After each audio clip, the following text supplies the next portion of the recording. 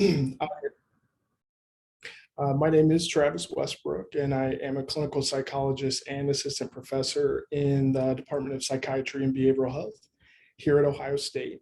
And I'm excited to speak with you a little bit today about healthy sleep habits and the fundamentals of healthy sleep.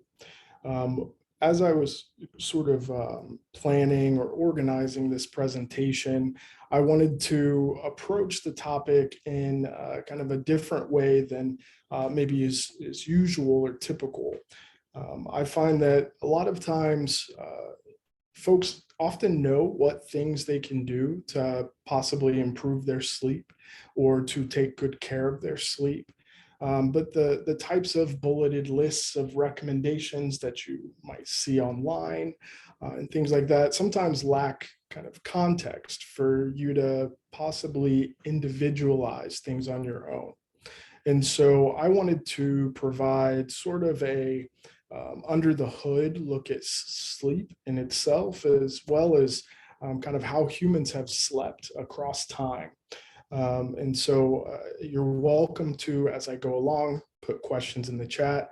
And I'll save some time at the end to go back through and answer any questions or to respond to any comments that are there.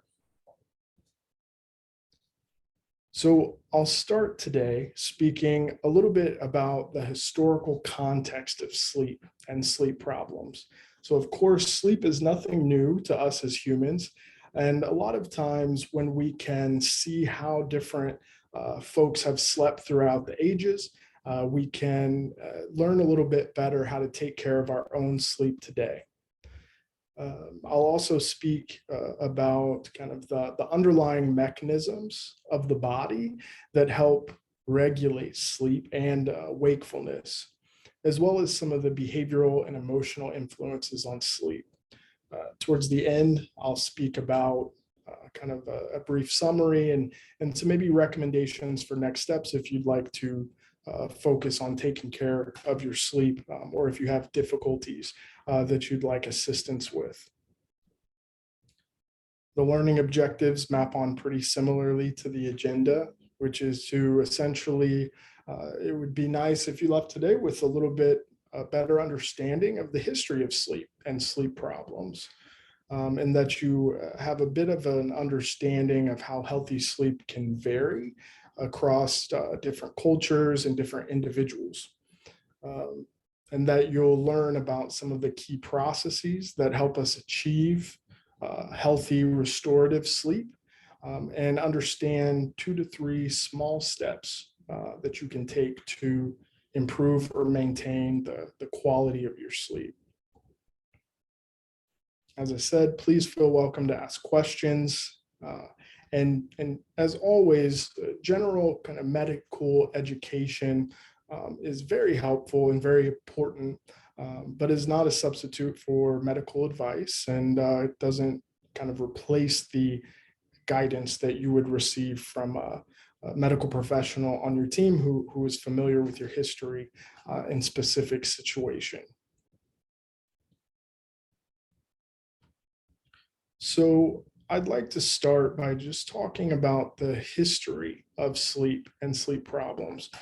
This is an interest area of mine, and I could probably give an entire talk on just the way that sleep and our understanding of sleep has evolved throughout the ages. But I just wanted to go through and provide some of the highlights to help provide a context for sleep for the rest of our discussion. And I'm going to start very long time ago. So our journey with sleep today is going to begin all the way back in the Neolithic era, which is around the Stone Age, before modern civilizations were built. And obviously there was not a written record at this time, and there weren't scientists and researchers who were studying people and how they slept this long ago. But there are some folks who specialize in this type of archaeological and sociological type of research. And one group out in UCLA, in order to gain a little bit better of insight into how early humans slept, they actually studied the sleep of kind of uncontacted or undercontacted tribes that are still living hunter-gatherer lifestyles and kind of nomad types of lifestyles as our early ancestors did. So these are folks who don't have much contact with kind of industrialized civilizations and have still kind of slept as they always have throughout the years and generations. In particular, Yedish and colleagues, they studied and monitored the sleep of the Semaine in Bolivia and the San in Namibia for about several months throughout a specific time period. And they monitored them when they went to sleep, when they woke up, if there were differences between individuals, and even if they did things like take naps during the day. And what the researchers found was that on average, both tribes slept pretty similarly, even though they were not close to each other geographically. On average, they went to sleep about 3 and 3.5 hours after sundown. That's whenever they started falling asleep. And during the summer, they slept for about 6.5 hours per night. This was a little bit different in the winter when there was less daylight, and they slept about an extra hour and 15 minutes on average, with some folks sleeping a little bit more and some sleeping a little bit less. So the sleep of the Semaine and the San was very organized around daylight and times for optimal activity. And in fact, insomnia was so kind of uncommon as a problem amongst these people that they didn't really have like a word or a mental concept for having difficulty with sleep. If we fast forward a few thousand years, we start to see around 1050 AD, some of the first mentions of sleep problems appear in written record. And so this first quote up here by an Italian physician around 1050 is suspected to be the very first written reference to the word that would become insomnia, which is insomnitas. And he described that sleeplessness is called insomnia, which is a certain disease of the brain when inordinate sleeplessness arises.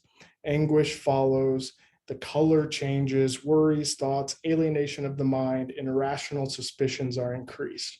So even back years ago, a century ago, the early physicians were kind of speaking about different influences on sleep, and that not sleeping well was more than just kind of not being able to dream or not being able to feel rested, that it came with this whole host of other difficulties. Bernard of Gordon, later in around 1300, is documented as saying that sleeplessness is an immoderate and involuntary wakefulness, which some call insomnia. It can be caused by sharp and pungent foods, strong words, sharp cries, eager study, pressing worries, and fear. And so even back near around 1300, we're not only seeing some of the effects of poor sleep being discussed, but also some of the causes. And so this physician is writing about environmental disturbances, psychological or kind of emotional causes, aspirational states such as studying too much into the evening, that all influence and increase someone's risk for developing sleep problems.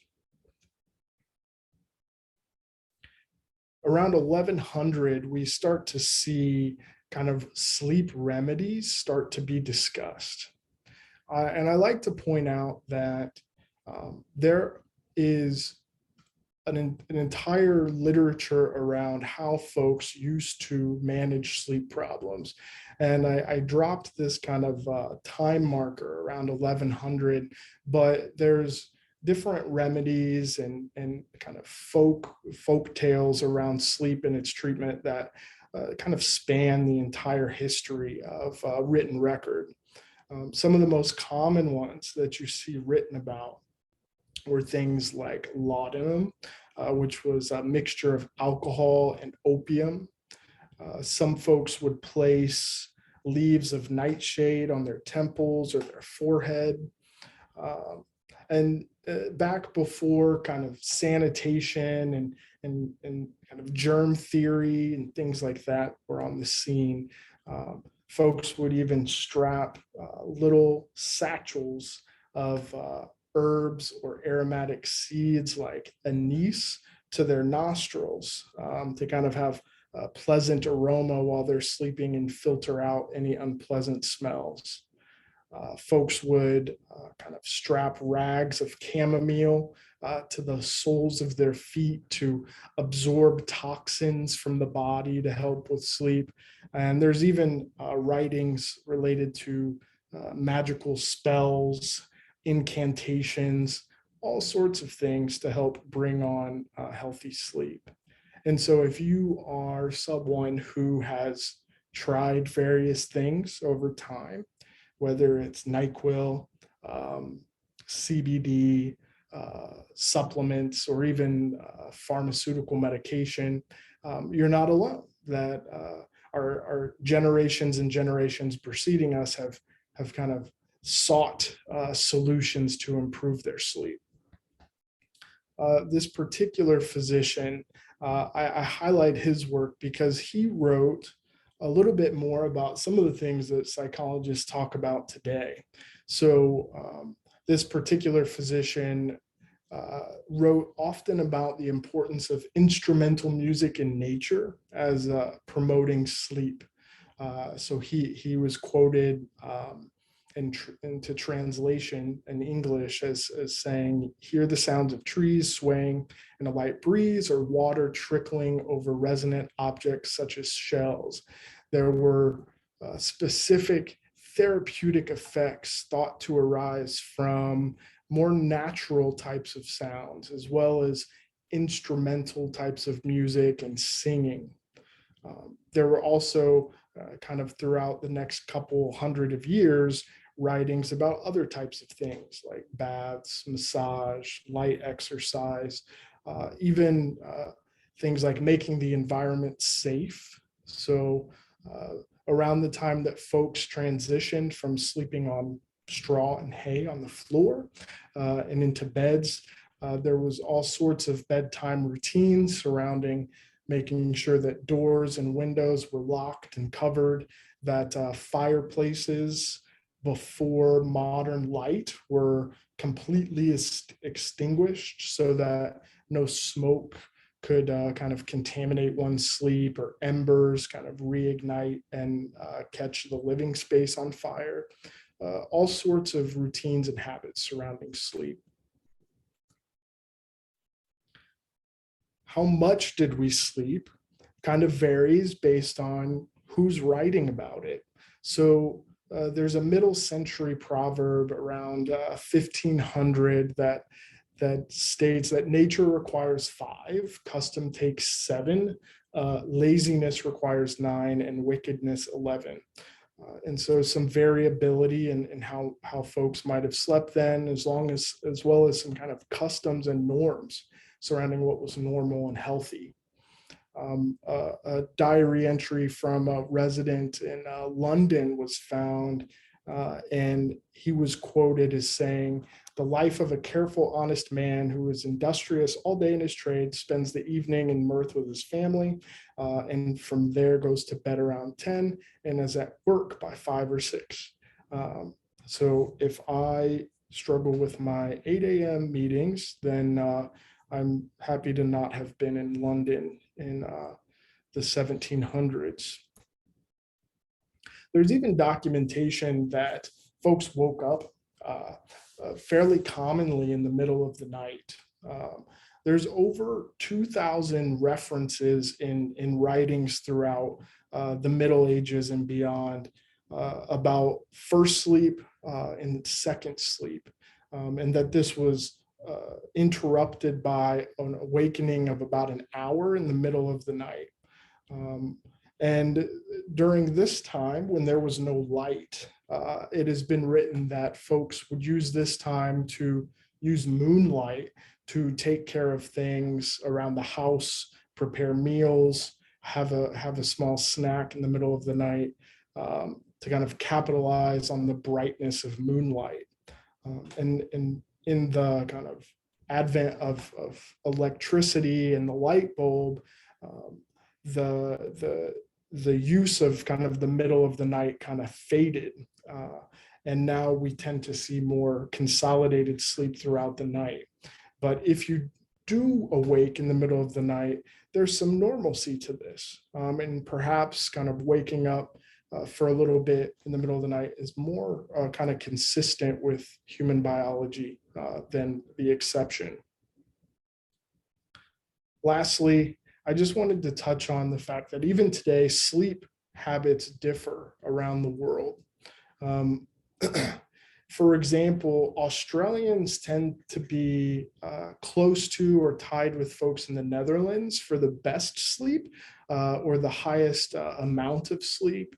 So on average, Australians tend to go to bed the earliest, around 10:30, and get the longest total amount of sleep throughout the night, or at around 8 hours. If you are interested in seeing what country and gender you sleep most closely to, the times, which if you know how to use a QR code, you can just kind of point your phone camera at that barcode and it will take you to the website where down in the middle, you can enter the time that you typically go to bed and maybe wake up. And they have kind of conglomerated sleep habits from various phone apps, and will kind of compare your sleep time to different nations around the world. And so I, for example, sleep most closely to a woman in Japan, based on when I go to bed and when I wake up. Folks in Malaysia and Singapore tend to get the lowest amount of sleep and have the latest bedtime. So on average, these folks are going to bed around close to midnight and sleeping for close to 7 hours a night. Here in the US, if you take everyone and you average them together, there's going to be folks that sleep much less and much more and go to bed earlier and later. But on average, across all ages, we tend to go to bed around 11 p.m.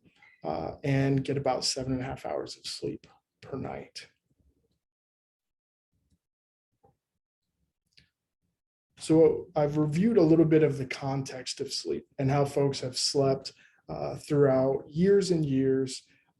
And even today, how sleep and healthy sleep can differ based on who you are and where you live. I wanted to speak a little bit more in detail about how does sleep work.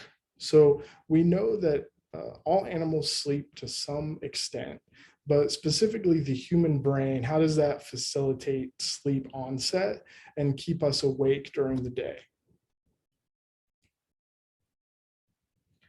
I wanted to review two key processes that contribute to sleep. The first is the wake drive of the circadian rhythm. And so circadian, as you might be aware of, is kind of representative of two different terms: circa for around or about, and dia for the day. And if you notice, we kind of go through the same types of biological rhythms day by day, month by month, and year by year. And this is because of the circadian rhythm, which is a kind of a master body clock that regulates all types of systems throughout the body, like temperature, blood pressure, digestion, hormones, and sleepiness.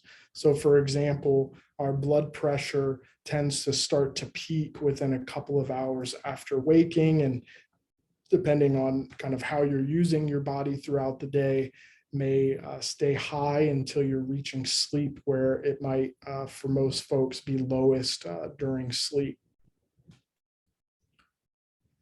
I wanted to show the circadian mechanism of the wake drive across different windows of time. So the circadian wake drive is essentially driven by hormones and body chemicals that kind of propel us into wakefulness. And the wake drive tends to be lowest as soon as we've kind of woken up, and tends to increase throughout the day, kind of increasing our propensity to be awake throughout the day.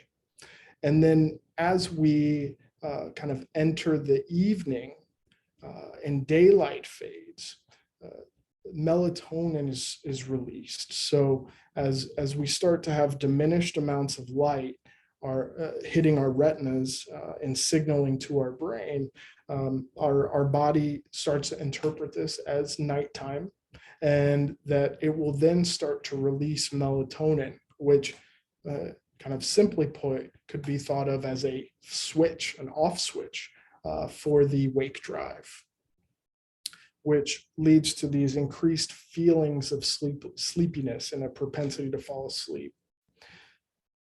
And that as we accumulate more sleep and we are kind of going throughout the course of the night, our drive to stay awake is kind of diminished. And that this in the morning is counteracted again by sunlight. So once we are exposed to daylight in the morning or bright indoor light, this kind of switches back off the wake drive, or switches on the wake drive and suppresses melatonin, which leads to kind of increasing wakefulness throughout the day.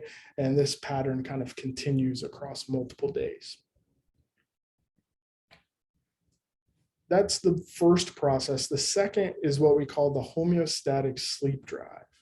And so the sleep drive is a little bit more simple. It's essentially just the pressure to sleep that accumulates the longer we're awake. And so sleep drive increases with wake time and decreases during sleep. If you ever maybe had to wake up at 4 a.m. for a flight, or to finish a project or something like that, take someone to the airport, you might notice that you're much more sleepier later in the day. This is because the sleep drive. A similar pattern occurs based on when we're awake and when we're asleep, in that the sleep drive is very low first thing in the morning.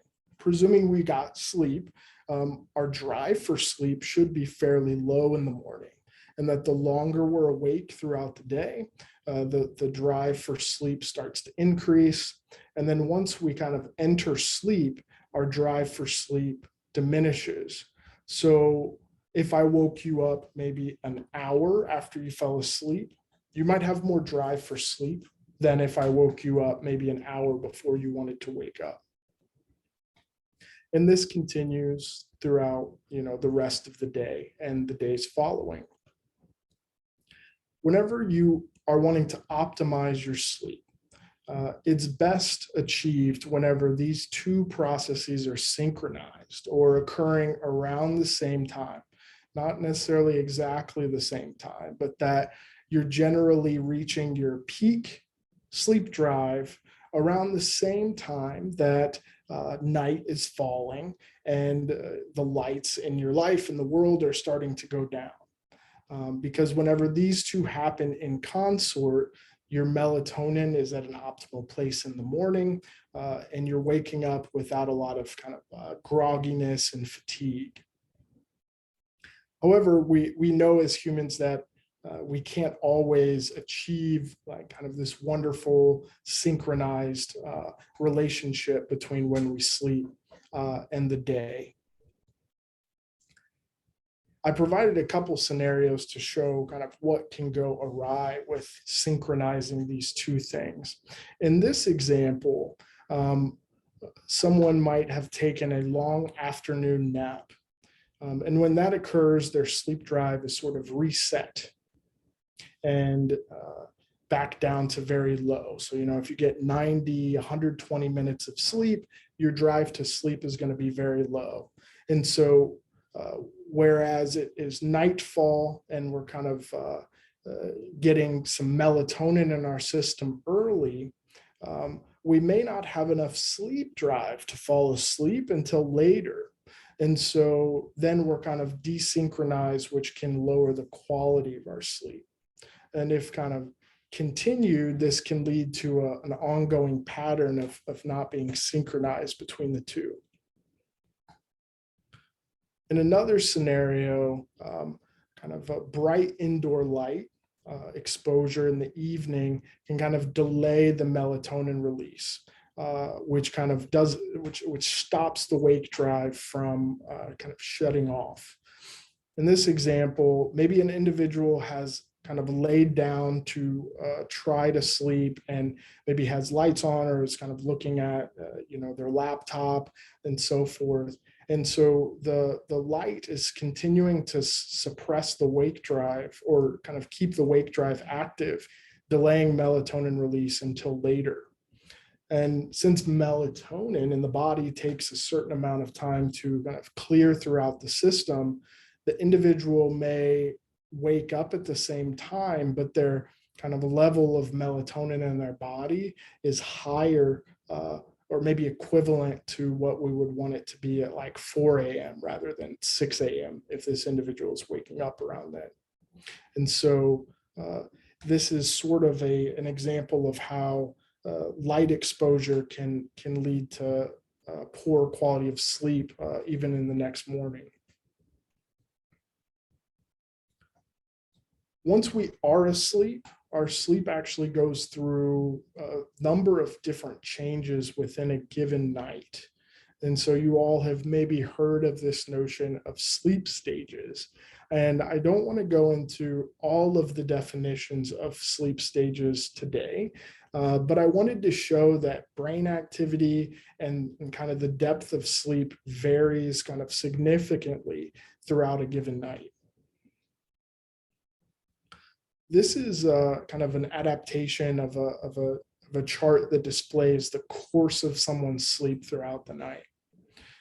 It starts over here. These are organized by kind of brain activity and the kind of intensity or how active the brain is.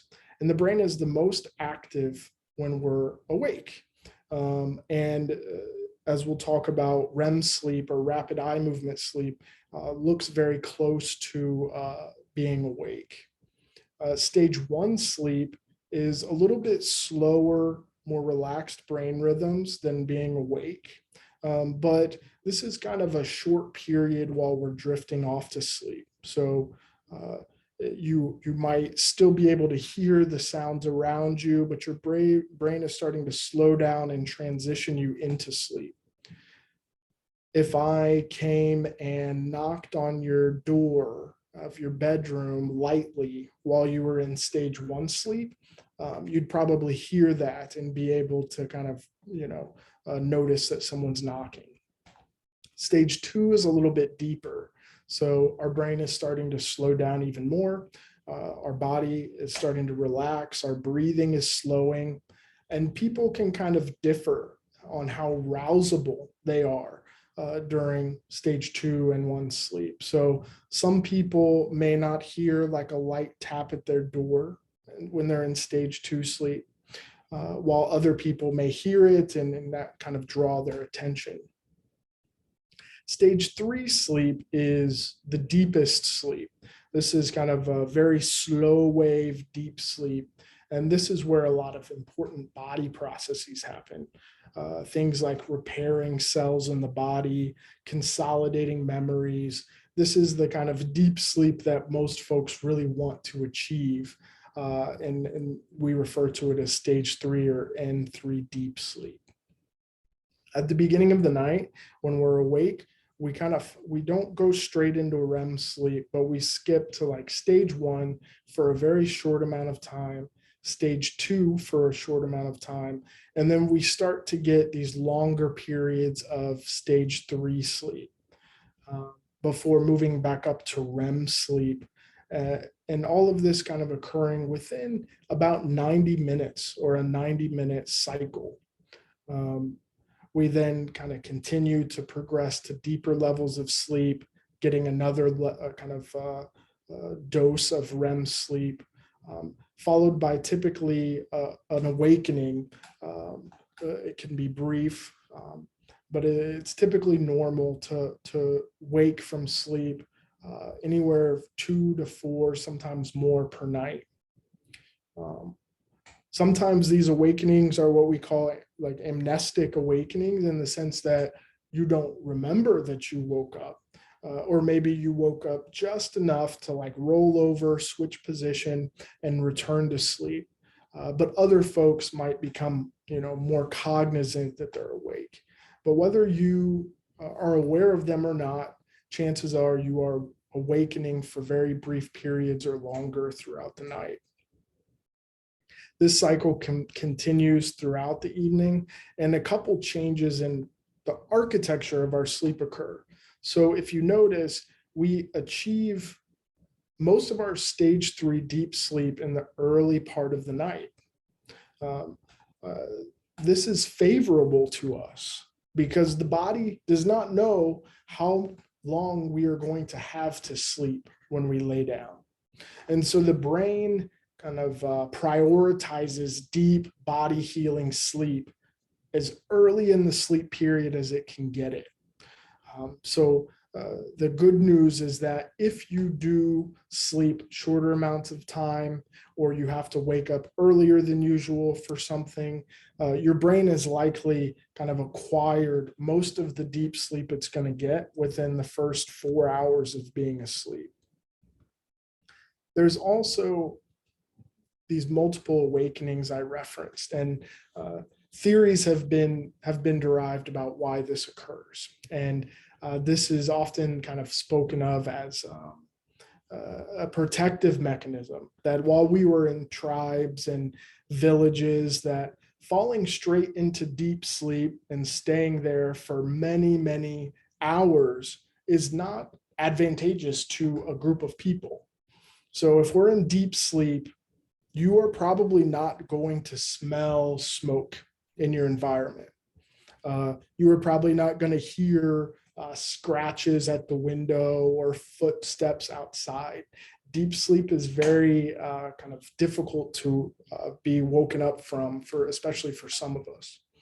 But if you have a family and folks are cycling through these lighter stages of sleep at different times, these groups probably have someone at any given time who's either fully awake or in a light enough stage of sleep to hear the environment, stay safe, and so forth. And so the brain is really brilliant in a way in terms of how it organizes our sleep throughout the night. So if you do wake up, 2, 3, 4 times a night, whenever I work with folks, I often say, like, take a look around, acknowledge to your brain, like, hey, looks like we're safe. Thank you.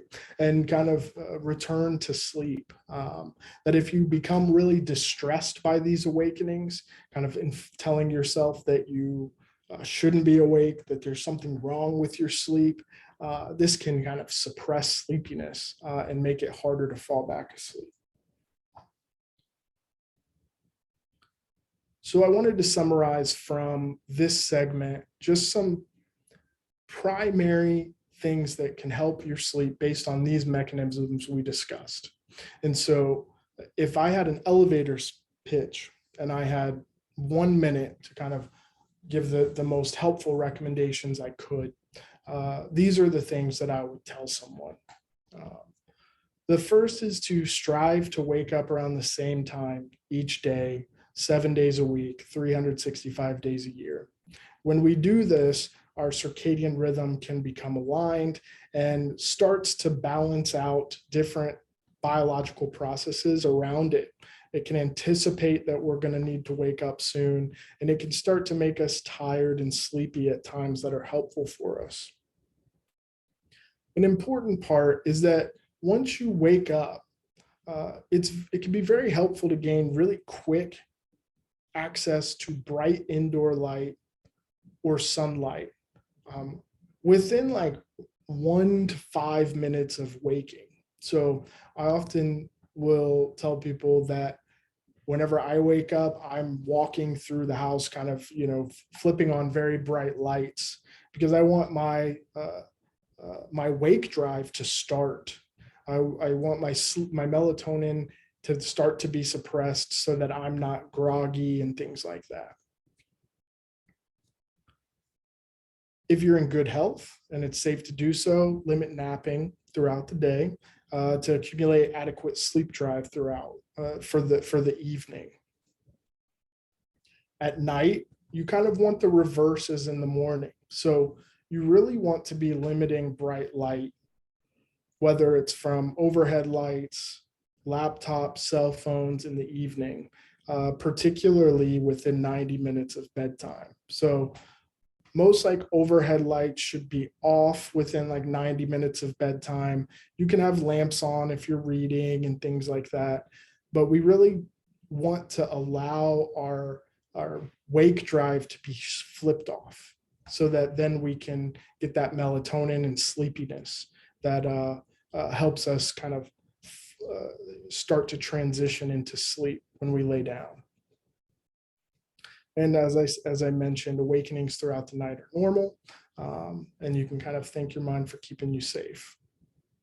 One question I always get is like, well, what about cell phones and what about TV and things like that? And so I wanted to just briefly touch on a study that kind of examined this, and I won't go into it in too much detail. But what they measured was melatonin suppression in the saliva. So they had these different groups of people do certain activities while they were laying in bed, and they had them kind of do saliva swabs of melatonin at 1 hour in bed and then 2 hours in bed. And there's 3 different groups. These blue light goggles are basically goggles that directly shine light into the eyes, kind of like what you might get from your phone.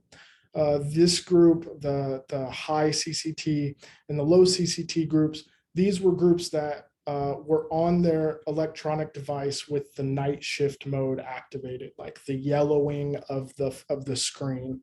The high and low groups were just different intensities of yellow. And what they found was that some percentage of melatonin was suppressed even with kind of night shift on, that it's better than shining blue light directly into your eyes. But when we're on our phones, even with night shift on and things like that, we're still getting some percentage of melatonin suppression, which then can delay kind of that cascade throughout the night. And so I often will tell people, if you are satisfied with your sleep and you sleep well and you have always fallen asleep with your phone, continue to do so. But if you're not satisfied with your sleep, you could experiment with some other ways of kind of falling asleep throughout the night. And in general, if you're going to use your phone, like night shift is better than just a full screen of blue light, and also lowering the brightness as much as you can. I just have one slide here on the kind of behavioral and emotional influences on sleep. And I'm just going to show them very quickly here. And you can review these in the slides that are sent out towards the end. But alcohol and other substances, sometimes people use these to sleep, and they can help us fall asleep. But they often disrupt that architecture that I showed that occurs throughout the night. Similarly with things like caffeine, coffee, these have different kind of potencies of effect on folks and can disrupt our ability to fall asleep later in the night. Things that are maybe a little bit more helpful for our sleep are things like exercise, relaxation, and a bedtime routine. I'm aware you may have heard some of these things in the past, but maybe now you have a little bit more of an appreciation as to why these things are helpful or unhelpful in the ways that they are. So for example, exercise and physical activity is one of the only things that can increase that volume of that like deep sleep N3 that we crave to the extent that we do. Things like relaxation, taking care of our emotions can help ease some of the kind of emotional difficulties that can make it harder to fall asleep. So thank you for allowing me to kind of take us on a brief whirlwind tour of sleep across the ages and into present day. Humans have slept and struggled to sleep, governed by the same core principles for millennia. And attention to some of these basic building blocks of sleep can actually help us make small incremental improvements to our sleep. So these basic tips here today could be used, if appropriate for you, to help you make small changes. Maybe it's physical activity, maybe it's the time you wake up, or maybe it's limiting some light exposure before bed to help you achieve the quality of sleep that you'd like. If you struggle with sleep problems, there are resources available. So myself and some other psychologists in my department do specialize in sleep treatment, which is in particular cognitive behavioral therapy for insomnia, which focuses on these core principles and developing a tailored sleep plan for you to help you maximize the benefits that you can achieve from these things. And as always, the health plan offers individual health coaching for folks who would like to have assistance with changing or modifying other behaviors or supplementary behaviors to sleep, such as exercise, diet, stress management, and so forth. And so thank you. I'm happy to answer any questions